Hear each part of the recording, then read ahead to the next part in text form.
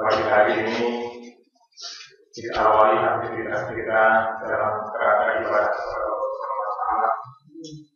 Setelah tadi kita terbangun, kita bersyukur, alhamdulillah dari akhirnya bahwa ini kemudian kita lanjutkan dengan sholat secara berjamaah, dan saat ini kita lakukan kajian rutin subuh di masyarakat ini. Mudah-mudahan ini semua sebagai perwujudan rasa syukur atas nikmat dan karunia yang Allah SWT.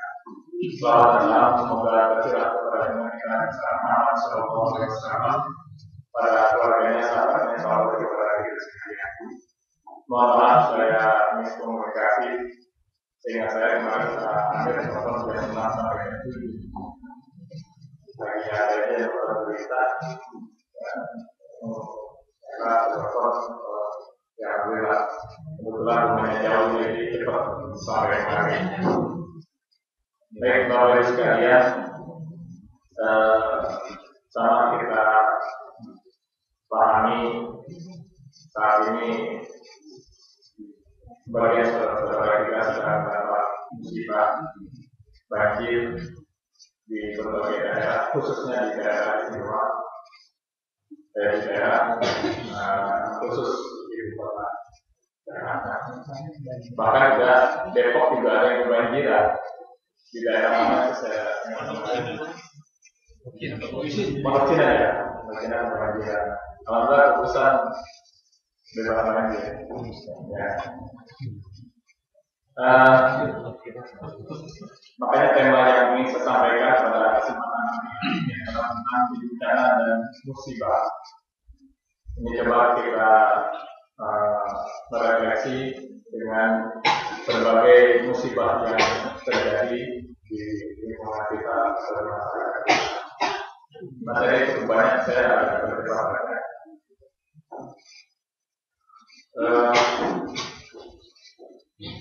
Pertama, berkaitan dengan bencana dan musibah, ada beberapa hal yang bisa kita kaji pada kesempatan hari ini. Mudah-mudahan saya tuntas gitu. Pertama adalah pelajaran dari umat-umat yang terdahulu. Apa saja yang bisa kita jadikan ibroh dari umat-umat yang terdahulu berkaitan dengan musibah dan bencana dan musibah. Kemudian memahami musibah sebagai perspektif tidak. Kemudian hakikat musibah itu apa dan hikmah musibah itu apa buat kita. Karena tidak selamanya musibah itu merupakan suatu hal yang menyulitkan, tapi banyak musibah yang membawa nikmat, musibah membawa berkah. Itu tidak sedikit. Kemudian bagaimana sikap kita sebagai seorang muslim terhadap musibah. Nah, inilah mungkin yang akan menjadi kajian kita pada hari ini. Yang pertama, kita lihat tentang pelajaran dari umat yang terdahulu. Ya, pelajaran umat yang terdahulu, ya ini banyak sekali yang bisa kita ambil dari surat Yusuf ayat 111. Misalkan Bismillahirrahmanirrahim, laporkan Nabi Qasasdim Ibroh Diulil Albab Makan Hadisan Yukta Walakin Tasdik Waladi Kaya Ayai Wadasiratul Sayyidin Wabudar Rahmat Sungguhnya pada kisah-kisah mereka itu, maksudnya umat-umat yang terdahulu, terdapat pengajaran bagi orang-orang yang mempunyai akal. Ya. Jadi dari umat-umat yang terdahulu terdapat pengajaran bagi orang-orang yang berakal. Ditemukan dalam ayat ini bahwa Al-Quran itu bukan cerita yang dibuat-buat, tetapi membenarkan kitab yang sebelumnya, menjelaskan segala sesuatu dan sebagai petunjuk rahmat bagi orang-orang yang beriman. Kemudian dalam surat Muhammad ayat 10 juga disebutkan yang saya ketahui itu, ya, mereka dapat memperhatikan bagaimana kesudahan orang-orang sebelum mereka. Ini sebagai alasan saja kita langsung kepada umat yang terdahulu. Yang pertama adalah tentang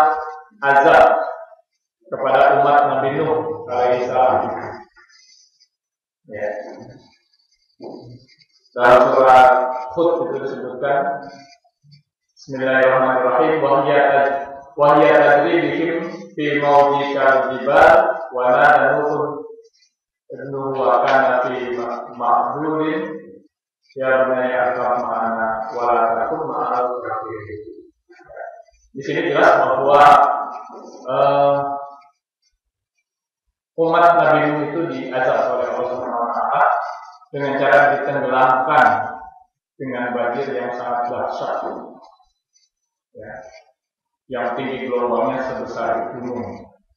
Kita nggak bisa bayangkan.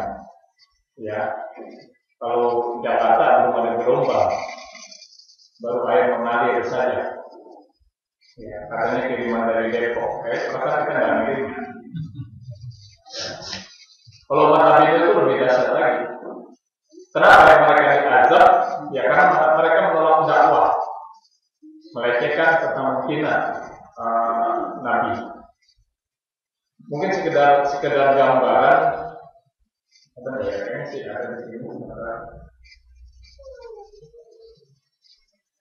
Mudah sekali bagi Allah itu bila ingin peristiwa Nabi Nuh itu terjadi kembali kepada umat manusia saat sekarang ini.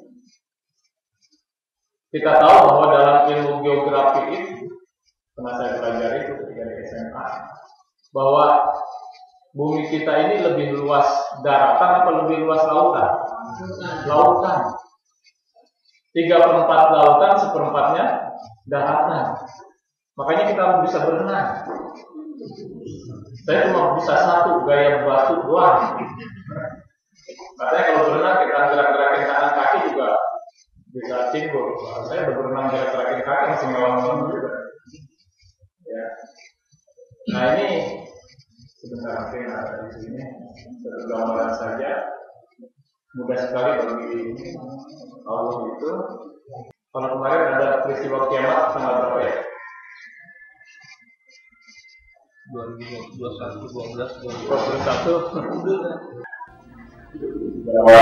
kiamat.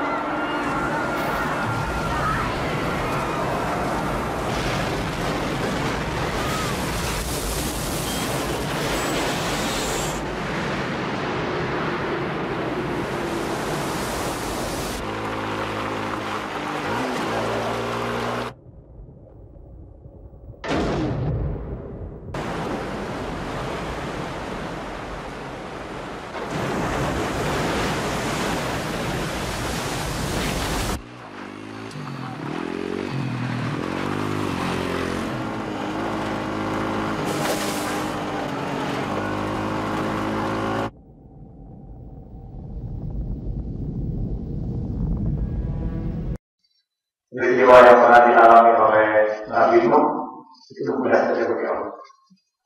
Ya. Kalau misalnya kutub utara dan kutub selatan dicairkan oleh Allah, itu air laut akan naik. Mula-mula Jakarta tenggelam, kukusan tinggi laut. Jakarta tenggelam kan tinggi laut, jadi objek wisata. Ya. Lama-lama Depok tenggelam, puncak tinggi laut. Kalau udah puncak tenggelam, mau kemana lagi? Ya. Mudah sekali karena lebih luas lautan daripada daratan. Mudah sekali. Nah inilah satu pelajaran yang pertama dari umat Nabi Nuh betapa mereka yang ditenggelamkan oleh Allah dengan cara yang sangat mudah begitu. Kenapa? Perlawanan dakwah. Kita langsung saja yang berikutnya ajak umat Nabi Shu'aib. Apa bentuk azabnya nanti dilihat dalam surat Al-Araf 91. Allah menghancurkan dengan gempa bumi yang dahsyat. Mereka mati di atas kendaraan-kendaraan mereka dan sebagainya. Pernah terjadi di Las Vegas pengusaha Amerika Serikat itu, yang mereka mengungkapkan bahwa bangunan-bangunan yang dibangun adalah bangunan-bangunan anti gempa.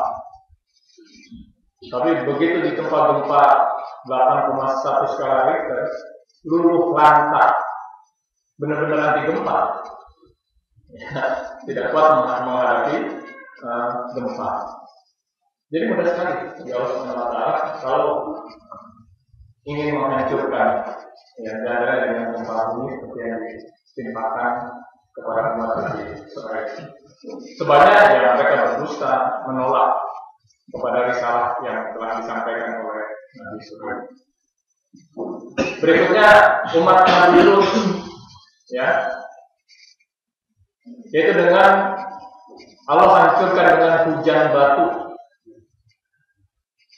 Kita nggak bisa bayangkan kalau hujan duit enak juga, ya. Tapi jangan dikasih gambaran bahwa hujan duit enak. Kalau terjadi hujan duit bisa kita kelaparan. Kalau ada yang jual beras,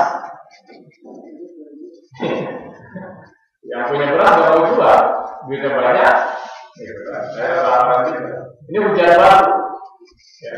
Sehingga peradaban yang begitu luar biasa yang pernah dibawa pada masanya itu hancur seluruh, ya, rata dengan tanah. Itu para masa di Lut, ya.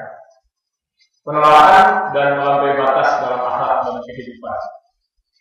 Yang kita tahu dalam Al-Quran itu bahwa Nabi Lut itu lebih senang kepada sesama jenis, ya. Kalau wanita apa istilahnya itu? Lesbian, ya. Kalau laki-laki gaya namanya homo, ya.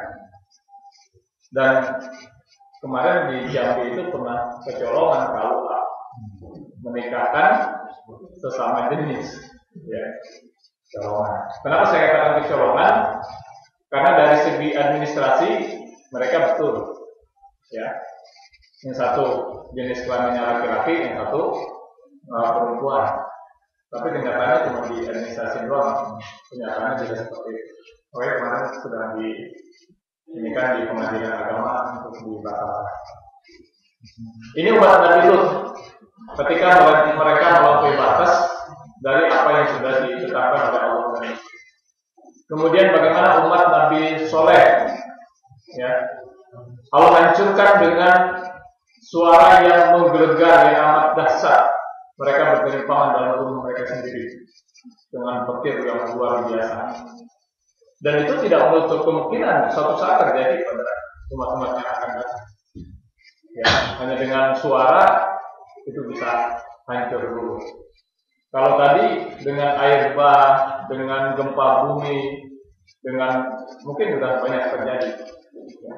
Namun dengan suara yang bergegar seperti yang dialami oleh Nabi sore ini, ya mudah-mudahan kita tidak alami. Ya, karena mereka berdusta dan melecehkan terhadap mukjizat dan kebenaran risalah Nabi Shu'aib. Azab umat Nabi Hud, ya, kaum Ad, mereka dibinasakan dengan angin yang sangat dingin, lagi amat kencang. Allah menimpakan kepada mereka selama 7 malam dan 8 hari terus menerus. Mereka berkelimpahan seolah-olah atau seakan-akan mereka tanggul-tanggul pohon kurma yang telah kosong. Ini sudah banyak terjadi. Kalau di Indonesia dikenal dengan angin puting beliung. Kalau orang kukusan bilangnya angin puyuh. Dulu orang kukusan itu bilangnya angin puyuh. Kalau di Amerika apa namanya? Tornado. Ibu kalau bapak pernah menyaksikan di TV itu betapa dahsyatnya tornado itu, ya, luar biasa. Nah ini pernah ditimpakan kepada umat Nabi Hud. Dan itu bukan hanya sekejap. Kalau tornado sekejap, ya, pusaran-pusaran yang dilewati saja. Tapi Nabi Hud itu atau umat ini selama 7 hari 8 malam, kita nggak bisa bayangkan.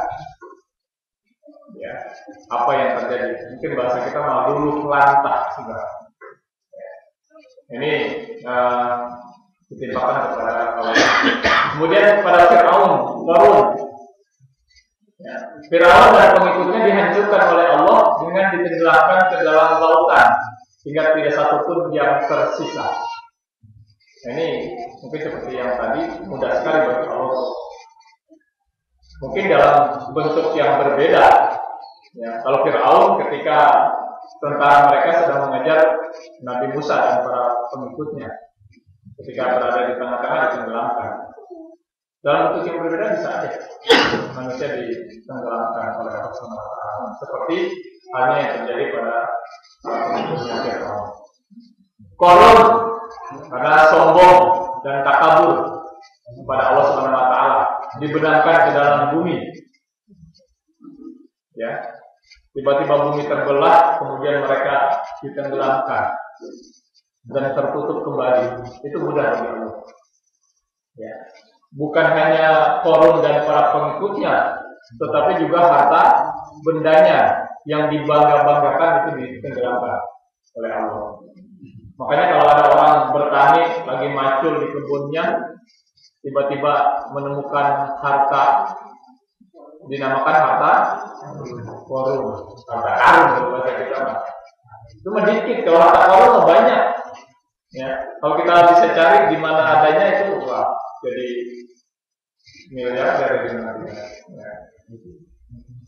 Nah itu beberapa kisah umat terdahulu berkaitan dengan musibah yang terjadi. Nah, bagaimana kita memahami musibah dari perspektif akidah? Ini yang bagian kedua. Pertama yang harus kita luruskan bahwa yang namanya musibah itu bukan hanya keburukan. Musibah juga sebenarnya kebaikan juga bukan musibah. Ya. Makanya ketika siapa itu ditunjuk sebagai khalifah, dia bukannya bangga, malah mengucapkan inna lillahi wa inna ilaihi raji'un. Jadi pemimpin ditunjuk jadi pemimpin inna lillahi, ya, wa inna ilaihi raji'un. Kenapa? Karena dia merasakan bahwa itu merupakan suatu amalan yang tidak mudah untuk bisa ditangani. Jadi berasal dari bahasa Arab asoba yasibu musibah. Segala yang menimpa pada sesuatu baik berupa kesenangan maupun kesusahan. Jadi musibah itu bisa kesenangan, bisa kesusahan. Namun kenyataannya memang banyak di antara kita yang ketika diuji dengan berbagai kesulitan, berbagai penderitaan, berbagai macam kesusahan, justru kita tambah sabar, lulus sambil mengucapkan kalimat istirja inna lillahi wa inna ilaihi raji'un. Kita tetap dekat dengan Allah, kita tetap tekun beribadah, ya, ketika diuji dengan seperti itu. Namun betapa banyak juga orang yang ketika diuji dengan berbagai macam kesenangan, berbagai macam kedudukan, jabatan, kenikmatan, justru mereka di situ tidak lulus. Ya. Mereka lupa bahwa hakikatnya adalah merupakan amanah yang Subhanahu wa Ta'ala yang harus dipertanggungjawabkan.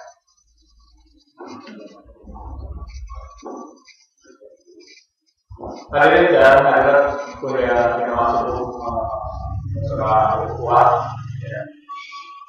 Ini beberapa perspektif akidah tentang musibah. Nanti bisa dilihat dalam surat Al-An'am dan juga Hud. Kemudian hakikat musibah. Hakikat musibah. Mungkin timbul pertanyaan ketika musibah itu terjadi, apakah bencana itu azab atau apa? Karena sebenarnya hakikatnya ada 3 musibah itu. Bisa merupakan azab, bisa merupakan satu pelajaran, bisa juga merupakan peringatan dari Allah Subhanahu wa Ta'ala.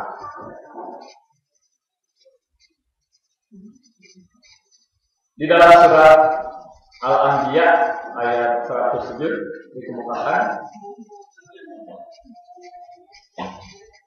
wa ma arsalna illa rahmatan lil alamin. Tidaklah kami mengutus engkau Muhammad kecuali untuk menjadi rahmat bagi seluruh alam semesta. Jelas di situ bahwa diutusnya Rasulullah itu bukan hanya rahmat bagi para pengikutnya, bukan hanya rahmat bagi manusia, tapi juga kepada seluruh alam, baik makhluk hidup maupun benda mati.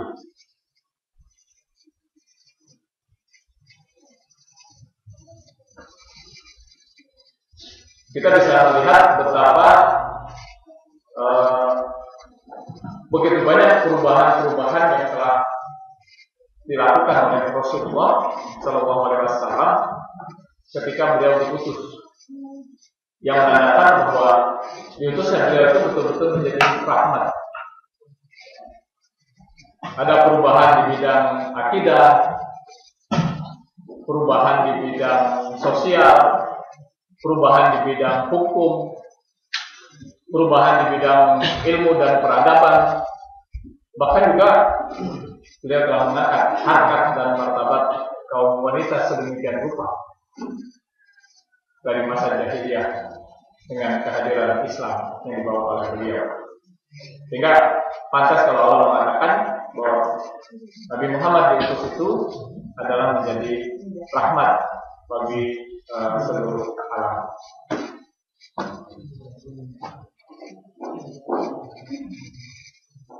Hadirin dan rahimakumullah,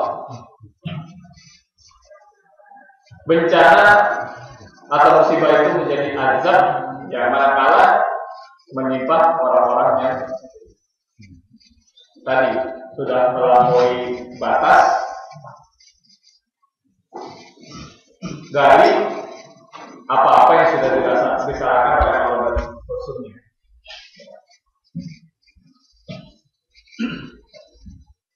Menjadi peringatan manakala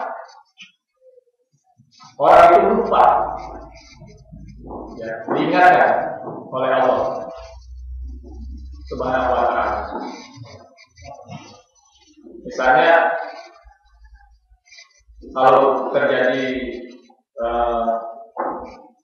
musibah menimpa seseorang, ya orang itulah yang tahu apakah ini pelajaran atau ini azab dari Allah Subhanahu wa Ta'ala atau peringatan dari Allah Subhanahu wa Ta'ala. Orang itu sendirilah yang tahu akan musibah tersebut. Bisa jadi itu pelajaran, teguran, ujian. Teguran itu manakala orang itu sudah tidak lagi mengindahkan atau melupakan atau suka meninggalkan perintah-perintah Allah. Misalnya tiba-tiba harta bendanya lenyap dalam sekejap. Apakah itu dicuri, dirampok, atau mungkin hancur, terbakar, atau mungkin hancur karena alam, itu juga bisa teguran. Kalau misalnya kemudian dia menjadikan satu, ternyata selama ini dia tidak mengindahkan yang namanya jis, zakat, infak, sedekah. Dia tidak keluarkan zakatnya, tidak berinfak.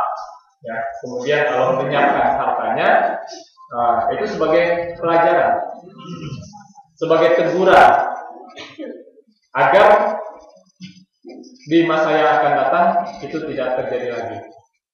Bisa jadi sebagai pelajaran. Dan kapan itu sebagai ujian? Kalau itu menimpa orang-orang yang memang sudah taat. Artinya apa? Dia sudah zakatnya sudah dikeluarkan, dia juga berinfak, dia juga bersedekah, dia juga rajin beribadah, bukan hanya yang wajib, yang sunnah pun dilaksanakan. Kok tapi tetap mendapat bencana, musibah. Nah, itu kemungkinan adalah sebagai ujian dari Allah Subhanahu wa taala. Karena memang dalam surat Al-Baqarah ayat 155 Allah berkata, Bismillahirrahmanirrahim, wa lanabluwannakum bisyai'in minal khawfi wal ju' wa naqsin minal amwali wal anfusi was thamarat wa basyyiris sabirin alladzina idza asabatuhum musibah qalu inna lillahi wa inna ilaihi raji'un. Jelas di sana Allah menegaskan bahwa suatu saat pasti kita ini akan diuji oleh Allah Subhanahu wa taala. Setidaknya dengan 5 hal. Wa lanabluwannakum bisyai'in minal khawfi. Pertama, Allah akan menguji kita dengan ketakutan, rasa takut. Dan ketakutan ini dimiliki oleh setiap orang. Takut di sini bukan iseng. Kalau orang pengusaha bilang iseng. Iseng itu kalau kita jalan di malam hari di tempat yang gelap, di tempat yang serem, nah itu ada timbul rasa iseng, takut, iseng. Takut ini menimpa kepada siapa saja, baik anak-anak maupun orang tua, baik laki-laki maupun perempuan, baik sendiri maupun beramai-ramai. Ini rasa takut ini juga merupakan ujian. Misalnya yang hidup takut mati, mati ditakuti, mati nggak perlu ditakuti. Kenapa? Karena mati itu merupakan sesuatu yang pasti akan terjadi pada diri kita. Nggak perlu kita takut mati, karena kematian itu adalah sesuatu yang pasti akan terjadi pada diri kita. Kan ada pernah terjadi warga besar itu ketika tahun berapa terjadi tsunami di Aceh itu 2004 ya. Ada warga Kutusan yang sudah punya program akan tadabbur alam ke pantai Carita di daerah Banten. Pesertanya pada membatalkan diri. Kenapa? Takut terjadi tsunami. Itu nggak perlu banyak orang. Ketika terjadi tsunami, orang takut pergi ke laut. Ketika terjadi tanah longsor, orang takut pergi ke gunung. Ketika terjadi kecelakaan pesawat terbang, orang takut naik pesawat. Ketika terjadi kecelakaan kereta api, takut naik kereta. Ketika terjadi kecelakaan mobil, takut naik mobil. Ketika terjadi kecelakaan motor, takut naik motor. Akhirnya nggak kemana-mana, tapi mati juga. Mati juga. Istri saya itu takut naik pesawat. Kenapa? Takut jatuh. Tapi kemarin ketika saya dapat musibah anak meninggal di Surabaya, dia mau naik itu pesawat. Ya, naik kereta, naik pesawat. Ya, naik kereta juga. Takut. Nggak perlu ditakuti. Kalau kematian lah, bukan karena kita naik pesawat atau naik mobil. Kita nggak kemana-mana juga mati juga. mungkin bisa sebanyak macam-macam. Ada yang tenggelam, ada yang tersatu badai tsunami, ada yang seperti kemarin di Pelaja apa itu yang di Kasmen itu ya OP gitu kan. Sebabnya macam-macam. Yang sehat juga bisa dimatikan oleh Allah SWT. Bisa saja ibu-ibu duluan, bapak-bapak duluan saya belakang saja. Atau sebaliknya saya belakang, bapak-bapak ibu-ibu duluan. Yang jelas belum berhasil dari itu mau setiap yang bernyawa pasti akan mengalami kematian pasti. Ya. Jadi itu bahwa apa namanya bisa kembali musibah itu sebagai ujian. Salah satunya kita diuji dengan rasa takut. Yang hidup takut mati, yang kaya takut miskin. Pejabat takut dimutasi ke tempat yang kering. Tempat yang banyak kan, mau juga. Iya, itu rasa takut itu kan.